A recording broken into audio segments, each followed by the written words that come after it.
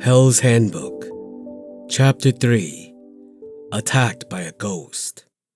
The terrifying scene in front of them, coupled with the eerie chewing sounds, struck fear deep into their hearts. Sujin quietly told the other three to make their way out of the house and into the front yard.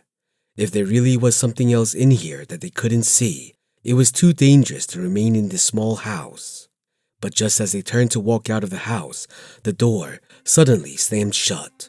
A picture frame that was hanging on the back of the door shook violently from how hard the door had slammed shut. The frame creaked noisily as it swung from side to side. But along with this, the chewing noises at the table had abruptly come to a halt. Yang Ji-chen and Zhang Jing were clearly on the verge of a nervous breakdown. They were both trembling all over, and their pupils had constricted in terror. They were convinced that if they remained in this place for one more second, they might lose their marbles. Sujin gave Chuyi a knowing glance. Chuyi saw it, and they both started ramming at the door together. But to their shock and horror, the door that had supposedly gone through several decades of weathering refused to give way, even though two grown men were ramming their bodies into it so hard. Vroom. A fork came flying from the dining table and landed itself in Chuyi's shoulder. Chuyi winced, and his eyes were suddenly filled with a look of horror. Everyone was too frightened to move, and only Chuyi kept flailing about. He kept making strangled noises as if someone was actually strangling him. Sujin quickly snapped out of his initial shock and ran over to pull Chuyi up from the floor. But Chuyi was struggling so hard that Sujin simply couldn't get him to his feet. He then noticed the fork in Chuyi's shoulder and felt that Chuyi's odd behavior probably had something to do with this fork. So he grabbed hold of the fork in the hope of getting it out of Chuyi's shoulder. But the moment he touched the fork, his eyes widened. He could now see a man whose body was half rotting, using his hands to strangle Chuyi's neck. Sujin's first instinct was to let go of the fork. And as he did that, the rotting man immediately disappeared from his vision. But at the same time, Chuyi's eyes were beginning to roll upwards, and his limbs weren't moving as vigorously as before. So even though it was terrifying, Sujin knew that he had to save Chuyi. He grabbed hold of the fork, and the rotting man appeared again. But this time, Sujin ignored him and used all his strength to pull the fork out. The fork finally came out, and the rotting man let go of Chuyi, but suddenly pounced towards Sujin instead. The man opened his mouth to roar soundlessly as if he was going to tear Sujin to pieces. Sujin quickly threw the fork in his hands away. The moment the fork left his hand, the rotting man also disappeared. Cold sweat dripped down Sujin's forehead while Chuyi was panting heavily. Sujin said to the rest, "We've got to find a way to open this door. We can't stay here any longer." Everyone else agreed with Sujin's opinion, but the old rugged door of the house simply refused to budge. Suddenly, Sujin heard the sound of metal clinking against each other coming from behind them. He turned and saw that all the cutlery on the dining table were starting to move slowly. "Move aside!" yelled Sujin loudly. He pulled his knife out and used it to hack at the door, which successfully chipped off some of the wood. When Zhang Jing and Chuyi saw that, they immediately pulled their knives out and began hacking away at the door too. The cutlery on the dining table behind them started moving more and more vigorously, as if they would fly at the four of them again like the fork earlier. When Chuyi saw that they had made several cuts in the door, he raised his foot and kicked a hole right through the door. He leaped out of the door while holding on to Zhang Jing and Yang Ji-chen. Sujin was about to leap out as well when he felt a chilling presence right behind him. Sujin grabbed a piece of the broken door and flung it behind him without even looking back, and then leaped out of the house. He could hear the sound of the broken wood smashing and the sound of several metallic objects crashing. After he made it out of the house, he noticed that all the cutleries had fallen to the floor just in front of the door, as if there were an invisible screen that prevented the cutlery from making it out of the house.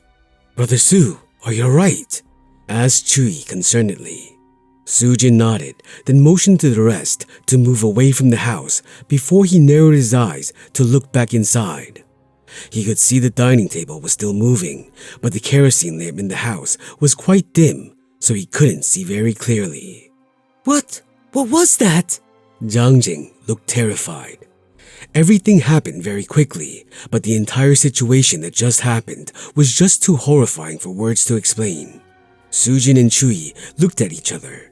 The two of them were the only ones who saw exactly what had happened earlier, and even they couldn't believe if that was seriously a ghost or if they had just been seeing things.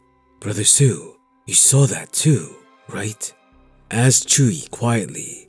Sujin nodded and said, a man with rotting flesh, right? It's got something to do with that fork. It seems like only those who touch the fork can see him. Chuyi nodded, then thanked Sujin. Thanks for saving my life. If you hadn't done that, I'd be dead by now. Sujin patted Chuyi on the shoulder. Even though that had happened in mere seconds, it had nearly cost Chuyi his life. Sujin now believed what Liu Yingying said earlier. It was true that there was something in this town that could potentially kill them at any minute. After what happened just now, nobody dared to stick around anymore. But there wasn't anywhere around them where they felt safe to stay in. It was probably really dangerous to simply wander about too. Wait a minute, Yang Jichen, what's that you're holding? Sujin noticed something in Yang Jichen's hands. He quickly replied, Oh, I happened to grab it earlier while looking for a weapon. I had totally forgotten that I was still holding on to it. Sujin took it from Yang Jichen and found that it was actually a painting. It depicted a family of 3 embracing an angel, so the owner of the house was probably Christian. The picture was simple, but it was badly painted. The brushstrokes were crude, and it was clear that it was definitely not painted by some famous artist. It looked more like it had been painted by a beginner. The picture seems simple. It's just a family of 3 embracing an angel, murmured Sujin to himself before handing it back to Yang Jichen. But Yang Jichen stared Sujin in shock. Sujin, the 3 in the painting, they aren't embracing the angel. They're attacking the angel, said Yang Jichen as he pointed in horror at the painting. Sujin looked at Yang Jichen confusedly and looked at the painting again, but didn't see what Yang Jichen was seeing. Yang Jichen said, Turn it 180 degrees. Rotate the painting. Sujin quickly turned the painting around and realized what Yang Jichen had been talking about. The painting was completely different once it had been rotated. The crude-looking lines had made the painting such that it looked like the 3 people were embracing the angel when seen from one direction. But once rotated, the same 3 people were actually on top of the angel and were tearing the angel apart. Now that the picture was different, the meaning it carried also changed. The first interpretation of the picture embodied goodness, but now it embodied pure evil. Why would an ordinary family have such a painting? Just what did it really represent? Could the people of Fengxi Town believe in the occult? Asked Chuyi. Everyone exchanged unsure glances, but Chuyi's guess was highly possible. There was no other reason why an ordinary family would own such a creepy painting. Sujin started to panic a little inside. If there was an unseen power controlling all of this, then it was probably impossible for them to get through the night without any mishaps. There was simply nowhere in Fengxi Town that was safe. What should we do next? Asked Jiang Jing helplessly as she hugged her arms with a despairing look on her face. All of them fell silent, and even Sujin felt lost now. He thought that he shouldn't have let the aloof guy and Liu Yingying walk away like that then. If they had a veteran with them, they would be able to get some direction at least. Everyone, watch your surroundings carefully. We met danger because Chuyi and I came into contact with that fork. So, I think the dangers in Fengxi Town are all trigger types, said Sujin. The trigger type? What does that mean? Jiang Jing couldn't understand. Have you played RPGs before? For most players, quests within the game do not appear automatically. The player needs to come into contact with an NPC or an item of some sort to trigger something else. Fengxi Town seems to work this way too. Most people around this age would have played such video games before, so they understood Sujin's explanation very quickly. Does that mean that we won't run into any danger if we don't touch anything? Asked Yang Ji-chen. Sujin shook his head helplessly. I can't answer you definitely because I don't have enough information. I can't even try to predict what might happen next. The situation might change as time goes by. Nobody knows. The situation might change as time goes by. What makes you think so? Asked Zhang Jing puzzledly as she looked at Sujin with a confused expression. It's because we've got to spend the entire night here. Think about it. If you were to design a game with stages and levels that need to be cleared, would you put everything you've got right at the start of the game? You've got an entire night to play with, so you would spread everything out, wouldn't you? Sujin used his index finger to tap his nose out of habit. The other three fell into deep thought as they agreed with what Sujin had just said. In the past, they merely controlled a game character and never thought about these things. But when they were like characters in a game themselves, all they felt were terror and despair. Hey, it looks like there's someone over there, said Yang Ji-chen as he suddenly straightened up and tugged at Sujin's shirt. Sujin turned to see what Yang Ji-chen was looking at and saw that a woman was standing some distance away from them and was staring rather nervously at them. Chuyi and Zhang Jing turned to look at her too. Both sides were stunned, but while the woman in the distance looked a little nervous, Sujin and the rest felt pure terror slowly spread through their bodies.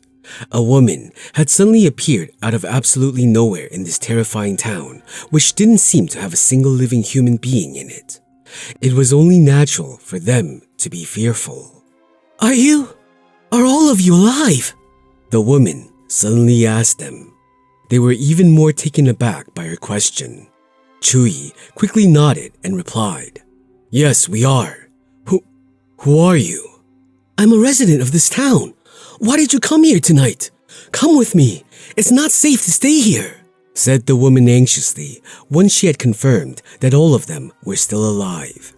The four of them exchanged glances before turning to Sujin. Sujin was still hesitating when something in the houses around them began shaking, as if some unknown force was about to rush out of the houses. Hurry up! Would you rather die here? Yelled the woman anxiously. Let's go, said Sujin as he gritted his teeth and nodded. Whether this woman was a friend or foe didn't matter now. They had to get away from this present danger first.